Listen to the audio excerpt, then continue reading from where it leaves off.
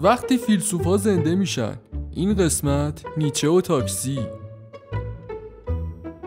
سلام اوستا، به به، فیلسوف شدی یا مدل موده 50 زدی؟ کجا بریم حالا؟ منو ببر جایی که آدما هنوز معنی زندگی رو نفهمیدن. همچی جایی تو تهرون فقط پایین شهره که اونم آنتن نمیده.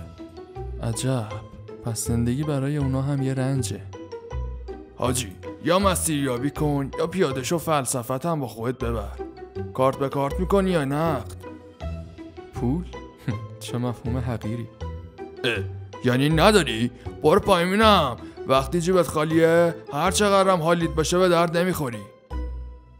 اما نکته این ویدیو، وقتی پول کرایه نداری فلسفه بنویس. شاید نفهمن فقیرتری، فکر کنن متفکری. فلسفهش با تو. فقط سابسکرایب یادت